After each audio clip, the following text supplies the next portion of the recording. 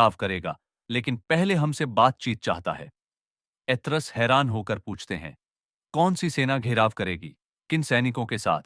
इब्राहिम व्यंग्य से कहता है, उसने मारिया से बेवजह शादी नहीं की। वफादार सैनिकों की कमी नहीं है। गोक बोरू सतर्कता बरतने की सलाह देता है। हमें सावधान रहना होगा। आइए देखते हैं वह इस मुलाकात में क्या चाहता है। मुअसल में षड्यंत्र। विलियम की चाल। मुअसल के महल में कायम आज चिंतित होकर विलियम से कहता है, सलाहुद्दीन काजी फाजिल के लिए एक सेना लेकर मुअसल के दरवाजे पर खड़ा होगा। यह मैंने कभी नहीं सोचा था। फाजिल को सौंपकर मैंने अपनी जीती हुई चाल गंवा दी। विलियम शैतानी मुस्कान के साथ जवाब देता है, वह सेना सिर्फ काजी फाजिल के लिए नहीं आई थी। यह तो हम दोनों जानते हैं। दरअसल सलाहुद्दीन ने हमें एक ऐसा मौका दिया है जो आसानी से नहीं मिलता। कायम आज उत्सुकता से पूछता है, वह मौका क्या है? विलियम अपनी चाल खोलता है, हम लोगों में यह अफवाह फैलाएंगे कि अय्यूबी खुद को दूसरे मुसलमानों से बेहतर समझते हैं। सलाहुद्दीन का काजी फाजिल को छुड़ाना सिर्फ एक परीक्षा है। अगर तुम उसका विरोध नहीं करोगे तो मुअसिल और हलब उसके कब्जे में आ जाएंगे। वह आगे सलाह देता है, सबसे पहले हलब के अमीरों को संदेश भेजो, खासकर अमीर तोमन को। उसे सुल्तान नूरुद्दीन जंगी के बेटे शहजादा इस्माइल के साथ मुअसल आना चाहिए। कायमाज आपत्ति करता है, अगर वह आएगा तो अपनी सेना लेकर आएगा। विलियम ठंडे दिमाग से कहता है, अगर जरूरत पड़ी तो हथियारों से उसका सामना करें। हमारे पास कोई दूसरा रास्ता नहीं है।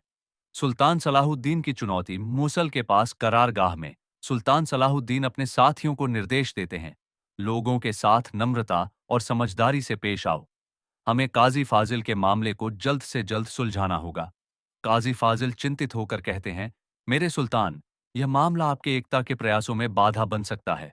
सुल्तान दृढ़ता से जवाब देते हैं, हम उन लोगों को नहीं छोड़ सकते जिनके साथ हमने यह सफर शुरू किया था। इंशा अल्लाह हम सब कुछ हल कर लेंगे। बोरो काजी फाजिल से पूछता है, शिकायत करने वाली यह जैनब खातून कौन है?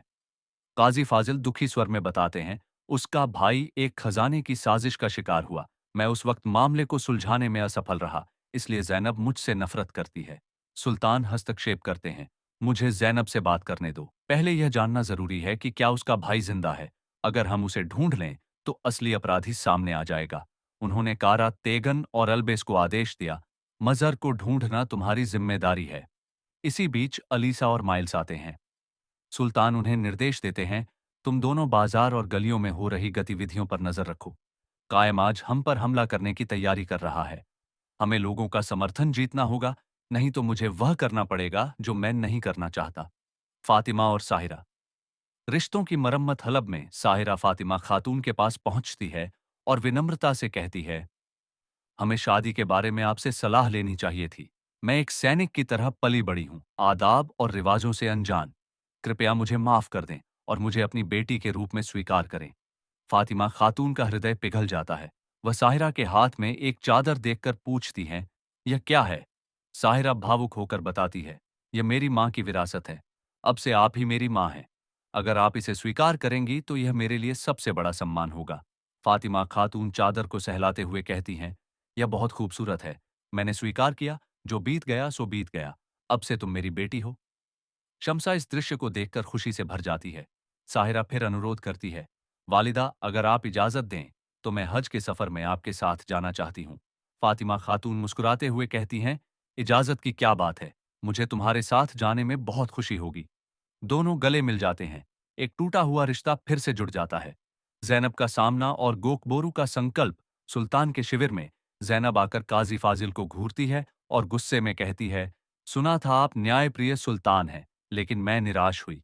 काजी फाजिल जैसे अपराधी को आपने अपने साथ क्यों रखा? सुल्तान धैर्य से जवाब देते हैं, जैनब, हर चीज का एक कारण होता है। अगर काजी फाजिल का दोष साबित होता है तो मैं खुद उसे सजा दूंगा।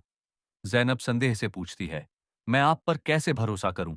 सुल्तान उसे आश्वस्त करते हैं, अगर मेरी नीयत खराब होती तो मैं काजी फाजिल को लेकर चला जाता, लेकिन मैं इस मामले की तह तक पहुंचना चाहता हूं। इधर जंगल में गोक बोरू और बालन आमने सामने होते हैं। गोक बोरू चुनौती देता है, जब आप अपने किलों की रक्षा नहीं कर सके तो शोभे किला हमसे छीनने का सपना क्यों देख रहे हैं? तभी एक सैनिक बालन को एक पत्र देता है, जिसे पढ़कर वह गोकबोरू को दिखाता है। पत्र पढ़ते ही गोकबोरू का चेहरा पीला पड़ जाता है। हज के रास्ते में मुसलमानों का व्यापारिक काफिला लूट लिया गया है। बालन धमकी भरे स्वर में कहता है, जब तक यह किला हथियार नहीं डालता, मैं इस रास्ते को मुसलमानों के लिए जहन्नुम बना दूंगा। हज का मौसम आ रहा है, अच्छी तरह सोच लो। एथरस गुस्से में आगे बढ़ता है, लेकिन गोख बोरू उसे रोक देता है। बालन विजयी भाव से वहां से चला जाता है। एपिसोड का अंत। षड्यंत्र और संघर्ष मुअसल के महल में कायम आज अमीरों को भड़काता है। सलाहुद्दीन ने शरीयत के नियमों को नजरअंदाज किया है। वह नूरुद्दीन जंगी की विरासत को मिटाकर अपना साम्राज्य बनाना चाहता है। छिपकर सुन रहा विलियम मुस्कुराता है, उसकी चाल काम कर रही है। कायम आज भाषण जारी रखता है। आज वह अदालत के फैसलों को चुनौती दे रहा है। कल हमारे खजानों पर नजर डालेगा। हमें मोसल के लोगों को जगाना होगा। अमीर सहमति में सिर हिलाते हैं। एक नया संघर्ष शुरू होने वाला है। नाजरीन, यहीं पर इस एपिसोड का अंत होता है। अगली कड़ी में देखिए, क्या सुल्तान काजी फाजिल के बचाव में सफल होंगे? जैनब को इंसाफ मिलेगा या नहीं? गोख बोरू बालन की धमकी का कैसे जवाब देगा?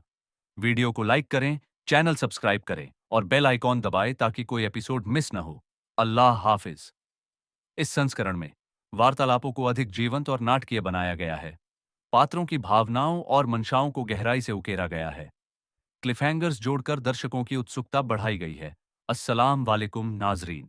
इस एपिसोड की शुरुआत होती है उस पल से जब जैनब सुल्तान की करारगाह से निकलकर तेज कदमों से आगे बढ़ रही होती है। तभी अचानक पीछे से एक जानी पहचानी आवाज उसे रोकती है, काजी फाजिल की। जैनब पलटती है और तीखे लहजे में पूछती है, तुम क्यों आए मेरे पीछे? मैंने जो कहना था साफ कह दिया, अब कुछ बाकी नहीं। लेकिन काजी फाजिल धीरे से जवाब देते हैं, तुमने कह दिया, लेकिन मैंने अब तक कुछ नहीं कहा। जैनब, ऐसा मत करो। हमने बरसों खामोशी में गुजार दिए हैं, लेकिन अब कुछ लफ्जों की वजह से हमारे दरमियान पैदा हुआ। यह फासला और न बढ़ाओ। उनकी आंखों में पीड़ा साफ झलकती है। वह धीमी आवाज में कहते हैं, हर रात तुम मेरे ख्वाबों में आती हो।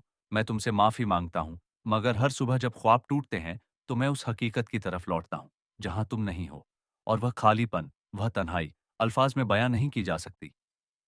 जैनब की आंखें भर आती हैं, लेकिन वह खुद को संभालते हुए कहती है, मैं अक्सर सोचती थी कि शायद एक दिन तुम आओगे, मुझे तलाश करोगे। अगर मेरे भाई को नहीं बचा सके तो मेरा दुख तो बांट लोगे, लेकिन तुम कभी नहीं आए, कभी नहीं।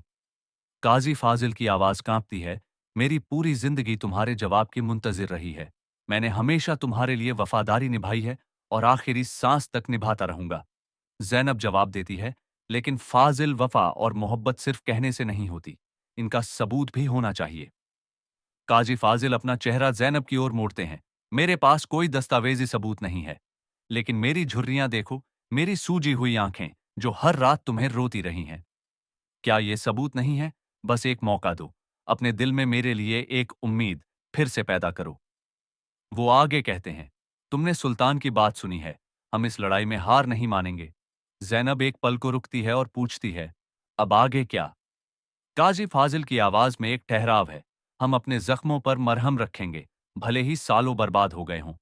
लेकिन जैनब उदास स्वर में कहती है, बहुत देर हो चुकी है फाजिल, सब कुछ माजी में दफन हो चुका है। जैनब जाने लगती है, तभी काजी फाजिल भर्राई आवाज में पुकारते हैं, ए मेरे दिल की जीनत, मत जाओ। ये सुनकर जैनब एक पल को थमती है। उसे वह पुरानी यादें याद आती हैं जब उसने फाजिल को एक रुमाल दिया था और कहा था, यह तुम्हारे लिए है। वक्त इसे पुराना कर देगा, लेकिन इसकी कढ़ाई हमारे जज्बात की निशानी होगी। तब फाजिल ने कहा था, जब तक मेरा दिल धड़क रहा है, मेरी आंखें किसी और को नहीं देख सकेंगी। अब वर्षों बाद काजी फाजिल वही रुमाल जेब से निकालते हैं। वह जैनब के पास आकर कहते हैं, मैंने अपना वादा निभाया। यह रुमाल आज भी मेरे पास है। मैंने इसे अपनी जिंदगी का हिस्सा माना है, जैसे तुम्हें अपने दिल का हिस्सा। तुम आज भी मेरे दिल की जीनत हो जैनब। जैनब की आंखों में आंसू तैरने लगते हैं, लेकिन वह कुछ कहे बिना वहां से चली जाती है। वहीं दूसरी ओर कुद्स में खादिमा मारिया शहजादी सवेला से कहती है, कैरिक के नुकसान और बादशाह बाल्डोन की बिगड़ती हालत ने शहर में खौफ और बेचैनी फैला दी है। मारिया पूछती है, और सलाहुद्दीन? खादिमा कहती है, उसने कैरिक और रेबलन में फतह हासिल की है। अब वह कुद्स के लोगों के लिए एक अजेय दुश्मन बन गया है। लोग कह रहे हैं, बीमार बाल्डोन सलाहुद्दीन से कुद्स की हिफाजत नहीं कर सकेगा। बाल्डोन अपने कक्ष में अकेला बिना मास्क के बैठा है। चेहरा बिगड़ चुका है, मन भारी है। तभी सवेला आती है और पूछती है, भाई तुम कैसे हो? बाल्डोन दर्द में कहता है, तुम मुझसे नजरें चुरा रही हो।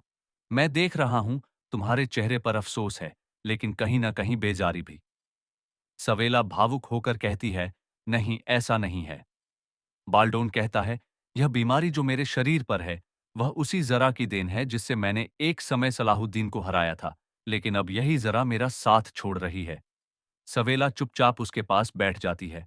बाल्डोन कहता है, मैं जानता हूं मैं मर रहा हूं, लेकिन जब तक मेरा आखिरी दम बाकी है, मैं न तो अपनी सल्तनत छोड़ूंगा न ही अपने शहर का दफा। सवेला वहां से निकलती है। बाहर आकर वह गमगीन नजर आती है। मारिया उसे देखती है और कहती है, बादशाह की हालत बिगड़ रही है और तुम कुछ नहीं कर पा रही। सवेला गुस्से में कहती है, मुझे तुम्हारे सच की जरूरत नहीं। मारिया जवाब देती है, पूरा शहर यही कह रहा है। बाल्डोन अब सलाहुद्दीन के खिलाफ कुद्स का दफा नहीं कर सकेगा, और अगर वह मरा तो तख्त तुम्हारे शौहर लाड गाय के पास जाएगा, उसी के जिसे तुमने कत्ल कराने की कोशिश की थी। सवेला चौंकती है। मारिया कहती है, तुम तख्त की वारिस बनोगी। तुम्हें वह शख्स चुनना होगा जो इस शहर की हिफाजत कर सके, और वह बालन है। सवेला पूछती है, क्या यह तुम एक बीवी की हैसियत से क